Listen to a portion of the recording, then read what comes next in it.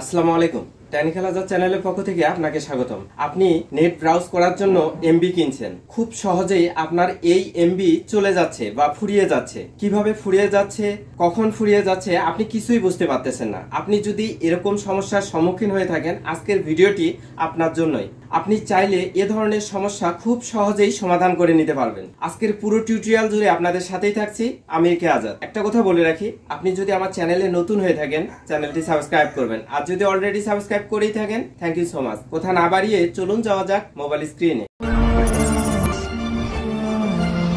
আপনি আপনার ফোনের জন্য এমবি কিনেছেন, কিন্তু Facebook, YouTube, WhatsApp, imo, Messenger কোনো কিছু ব্রাউজ করা ছাড়াই সেই এমবিগুলোর একটি অংশ কেটে নিয়ে গেছে। এর সমাধান কি বা এর প্রতিকার কি কোনো কিছুই আপনি খুঁজে পাচ্ছেন না। আজকের টিউটোরিয়ালটি শেষ পর্যন্ত দেখুন, এর সঠিক সমাধান অবশ্যই খুঁজে পাবেন। আর এর সমাধান করার জন্য আপনাকে যা যা করতে হবে এখন আমি তা দেখিয়ে দিচ্ছি।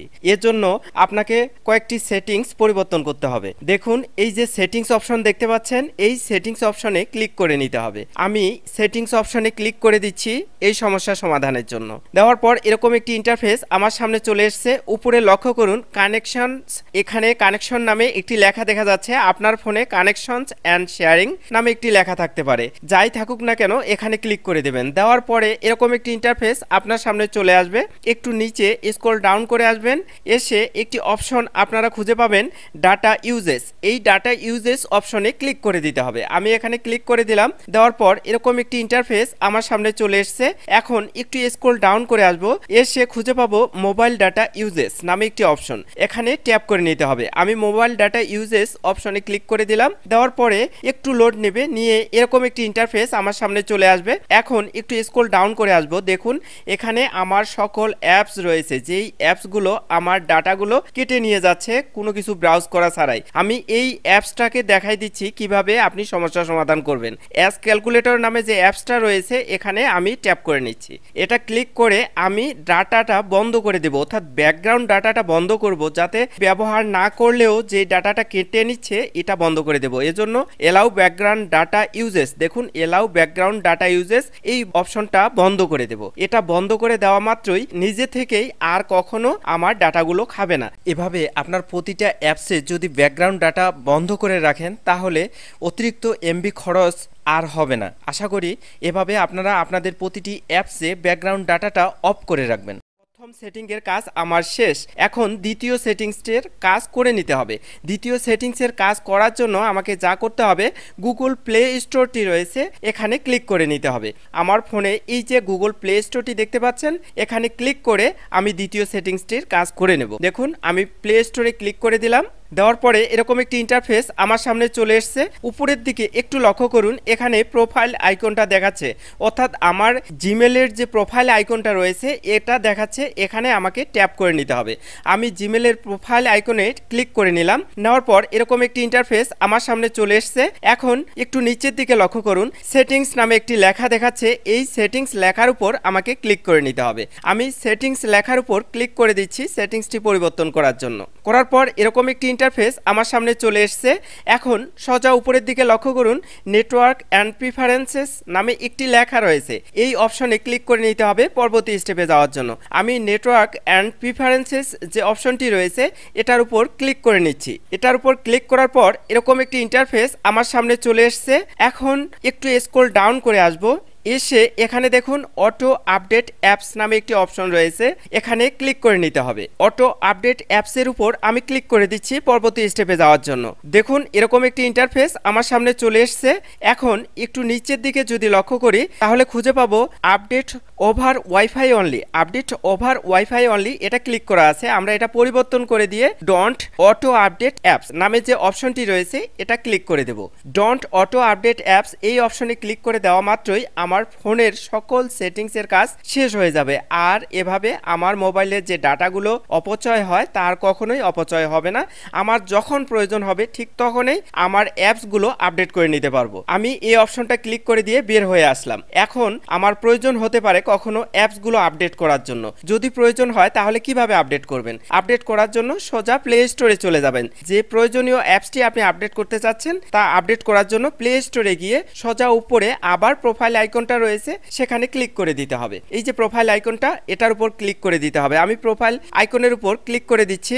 দেওয়ার পর এরকম একটি ইন্টারফেস আমার সামনে চলে আসবে। সোজা উপরের দিকে একটু লক্ষ্য করুন, একটু উপরের দিকে ম্যানেজ অ্যাপ অ্যান্ড ডিভাইস, এই ম্যানেজ অ্যাপ অ্যান্ড ডিভাইস যে অপশনটি দেখতে পাচ্ছি এটার উপর আমাকে ক্লিক করে নিতে হবে। আমি ম্যানেজ অ্যাপ অ্যান্ড ডিভাইস যে অপশনটি দেখতে পাচ্ছি এটার উপর ক্লিক করে নিচ্ছি পরবর্তী স্টেপে যাওয়ার জন্য। নেওয়ার পর এরকম একটি ইন্টারফেস আমার সামনে চলে আসবে। যখন এরকম ইন্টারফেস আসবে তখন এই যে ম্যানেজ অপশনটি দেখতে পাচ্ছেন এটার উপর ক্লিক করে নিতে হবে পরবর্তী স্টেপে যাওয়ার জন্য। আমি ম্যানেজ অপশনে ক্লিক করে দিচ্ছি। দেওয়ার পর এরকম একটি ইন্টারফেস আমার সামনে চলে আসবে। সোজা উপরের দিকে দেখুন আপডেট অ্যাভেলেবল নামে একটি লেখা রয়েছে। এখানে ক্লিক করে দেওয়া মাত্রই যেই অ্যাপসগুলো আপনার আপডেটের প্রয়োজন সেই অ্যাপসগুলো শো করবে। দেখুন আপডেট অ্যাভেলেবল যে অপশনটি রয়েছে এখানে ক্লিক করে দিলাম। এখানে ক্লিক করার পর এরকম একটি ইন্টারফেস চলে আসবে। একটু নিচের দিকে লক্ষ্য করুন, চেক ফর আপডেট নামে যে লেখাটি রয়েছে এটাতে ক্লিক করা মাত্রই আপনার আপডেটের জন্য যে অ্যাপসগুলো উপযুক্ত বা আপডেটের প্রয়োজন সেই অ্যাপসগুলোই আপনার সামনে চলে আসবে। দেখুন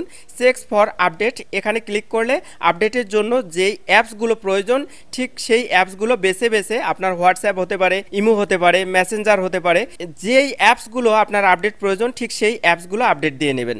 আর এখানে যদি অপশনটি খুঁজে না পান নিচে দেখুন সি ডিটেলস নামে আপনার ফোনে এরকম অপশন থাকতে পারে, সি ডিটেলস, এই অপশনে ক্লিক করা মাত্রই আপনার সকল অ্যাপস বের হয়ে আসবে। যতগুলো অ্যাপস আপনার আপডেট করা প্রয়োজন ঠিক সেই অ্যাপসগুলো আপনি এখান থেকে বেছে বেছে আপডেট করে নিতে পারবেন। এই দুইটি সেটিংস যদি আপনার ফোনে কখনো পরিবর্তন করে দিতে পারেন তাহলে কখনোই অটোমেটিক আর ডাটা আপনার লস হবে না বা ক্ষতি হবে না। আশা করি এই ট্রিক্সটি আপনার জন্য অনেক অনেক বেশি হেল্পফুল হয়েছে। ফাইনালি আপনাদের সামনে আরেকটি ট্রিক্স আমি শেয়ার করব, এটা একেবারেই স্পেশাল। এই ট্রিক্সটি যদি আপনারা পূর্ণরূপে ফলো করেন আপনার ফোন কখনো স্লো হবে না, ফোনটি স্মুথলি চলবে।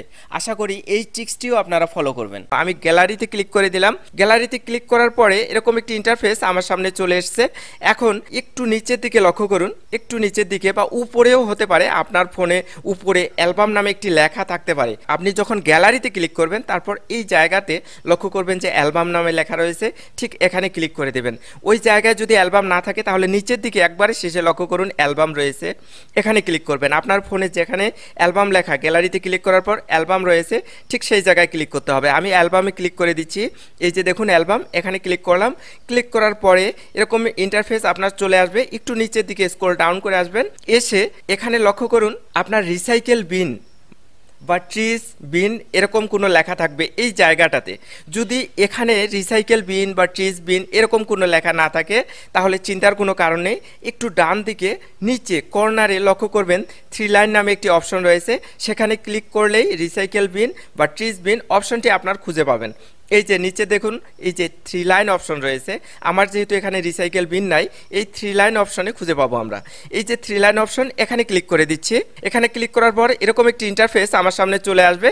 এখন নিচের দিকে লক্ষ্য করুন এই যে রিসাইকেল বিন রয়েছে এই জায়গাটাতে রিসাইকেল বিন, এই রিসাইকেল বিনে যদি আমি ক্লিক করে দেই তাহলে আমি অনেক কিছু ডিলিট করা ফাইল, ফোল্ডার, সব কিছু, ভিডিও, সব কিছু আমরা এই রিসাইকেল বিনে খুঁজে পাবো। আমি রিসাইকেল বিনে ক্লিক করা মাত্রই আমাকে দেখাচ্ছে যে 705টি ইমেজ এখানে আমার জমা হয়ে আছে আর 38টি ভিডিও এখানে জমা হয়ে আছে। যার মানে এই ভিডিওগুলো আমি পূর্বে ডিলিট করে দিয়েছিলাম আর এই পিকচারগুলো অনেক আগে আমি ডিলিট করে দিয়েছিলাম, তারপরেও এগুলো রিসাইকেল বিনে জমা হয়ে আমার যে ইন্টারনাল মেমোরি রয়েছে, ফোন মেমোরি রয়েছে, এই মেমোরিটার জায়গা দখল করে আছে। এই যে 705টা ইমেজ এবং 38টা ভিডিও এগুলো অনেক আগে আমি ডিলিট করে দিয়েছিলাম। এখন আপনি এগুলো এই যে উপরে দেখুন সবার উপরে অল সিলেক্ট রয়েছে, এই অল সিলেক্টে ক্লিক করে আপনারা সবগুলো একসঙ্গে সিলেক্ট করতে পারেন অথবা এক এক করে আপনি সবগুলো সিলেক্ট করে নিয়ে এগুলো ডিলিট করে দেবেন। দেখুন এই যে অল সিলেক্ট, এখানে ক্লিক করে দেবেন, দিয়ে সবগুলো অল সিলেক্ট করে নেবেন। নেওয়ার পরে এগুলো আপনার অপ্রয়োজনীয় ভিডিও এবং ইমেজ এগুলো একবার ডিলিট করে দিয়েছিলেন সেগুলো আবার জায়গা দখল করে নিয়ে আসে। এগুলো আমি অল সিলেক্ট করে দিয়ে নিচে দেখুন ডিলিট নামে একটি লেখা রয়েছে, এই ডিলিট লেখাতে ক্লিক করে সবগুলো ডিলিট করে দেব। ডিলিটে ক্লিক করে দিচ্ছি। ডিলিটে ক্লিক করার পর আবার ডিলিট অপশন আসবে, এখানে ডিলিট করে দেব। দেখুন আস্তে আস্তে সবগুলোই আমার ডিলিট হয়ে যাবে।